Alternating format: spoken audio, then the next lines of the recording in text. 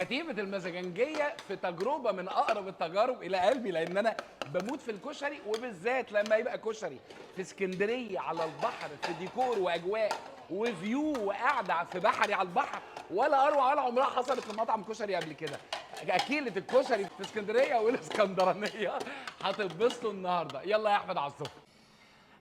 تعالى يا أحمد، أكيلة الكشري ومزاجنجية الكشري الاسكندرانية والمصيفين. انا جايب لكم مكان يعني تقدر تقول ان هو غير مفهوم الكشري في اسكندريه على البحر. ليه بقى؟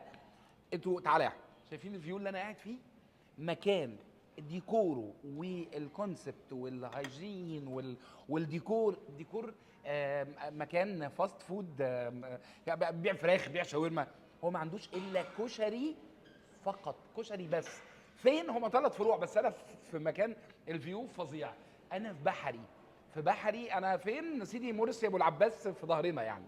فمكان القعده فيه مختلفه تماما. تعالى يا احمد، تعالى بص بقى انا بعمل ايه. انا بوضب جزء جزء. بالمناسبه طبعا اللي عارفيني عارفين ان انا بحب الكشري جدا، وحلقه كشري بالنسبه لي ده شيء ممتع جدا. دي شطه، معرفش طبعا هي ايه، يعني حاميه ولا مش حاميه، بس يعني آه ايه. هو طبق كبير قوي يعني. بالمناسبه ده الطبق ده زي ما بيتقدم للزباين بالظبط يا جماعه، مفيش حاجه لا زياده ولا حاجه ناقصه. طيب بص، توضيب طبق الكشري عليه عامل كبير من طعام الطبق الكشري. ليه بقى؟ حط طبق الكشري ده قدام 10 بني ادمين، هتلاقي كل واحد فيهم بيوضبه بشكل مختلف. بسم الله.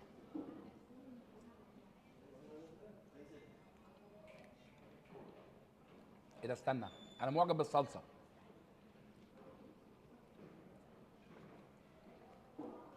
انا معجب بالصلصه. انا بحب من ضمن الحاجات اللي عايز تقيم مطعم كشري او مكرونه من الاساسيات الصلصه. ليه؟ لان الصلصه احيانا بيسترخصوا وما بتبقاش باين فيها الطماطم بالشكل ده. دي باين فيها قوي الطماطم يعني. بص حتى لونها نفسه باين قوي الطماطم، هي كطماطم يعني. فالصلصه اللي بتبقى مسكره دي انا بالنسبه لي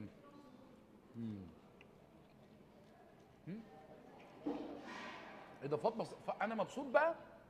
ما عندهمش الا الكشري بس.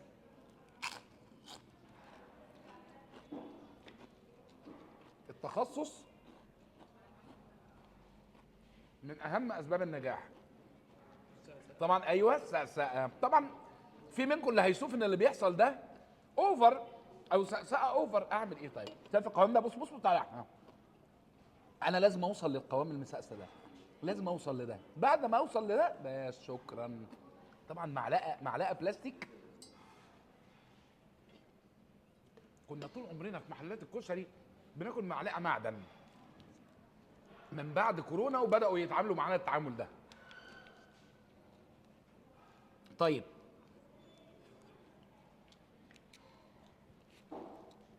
بالنسبه لمصيفين على البحر، اولا اكله الكشري بالنسبه لهم اكله مش غاليه. يعني لو اسره كبيره قاعدين اسبوع يصيفوا لازم هتلاقيهم بياكلوا كشري.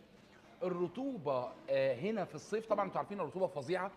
فيبقى مكان بالتجهيز ده، بالستايل ده، بالفيو ده، والاسعار على فكره اسعار عاديه خالص يعني زي اللي بناكله في القاهره يعني مفيش فرق في السعر خالص. مع الكواليتي ده، مع التركيبه دي، دي اضافه للكشري. واللي عايز ياكل كشري في اسكندريه، اذا كان الاسكندرانيه او المصيفين، فانا سعيد بالتجربه دي. وهو كبير قوي. انا كان نفسي احط في طبق تاني يعني، عارف انت اللي هو ايه، بحيث ان انا اقدر اوضب.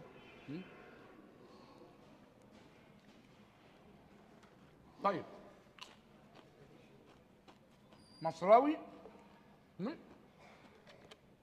انا في مطعم مصراوي، محل كشري مركز جدا في الكشري بالاتموسفير اللي انتوا شايفينه ده. احنا في الفرع الثالث. احنا في فرعين تانيين فين؟ قولوا لنا كده بسرعه بقى. ميامي والعجمي وبحري.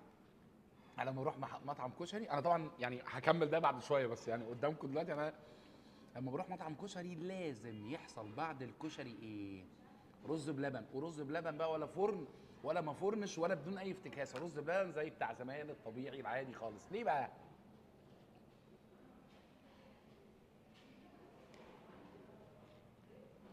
انا بحب الرز بلبن بكونسبت بتوع الكشري.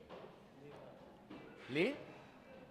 بص، مطاعم الكشري بتعمل رز بلبن شعبي سنه، مش زي المطاعم الاماكن اللي بتعمل رز بلبن بشكل متخصص. بس اللي كل الكشري وتربى على الكشري من هو طفل واستطعم الرز بلبن بتاع محلات الكشري بنفس الكونسبت ده، هيفضل يحب الرز بلبن في محلات الكشري طول عمره يعني. انا من الناس دي. باي باي. تعالوا مصراوي هتتبسطوا. اكله مش غاليه، وكشري جميل ونضيف واتموسفير وقعده وفيو الحقيقه ولا اروع، ولا يعني وكانك في مطعم بيقدم افخم الاكلات. كان معاكم مصطفى محمود، وماذا لا لا لا لا لا لا لا لا لا لا صباح الفل. لا لا تا را را را تا تا تا تا تا تا تيرا.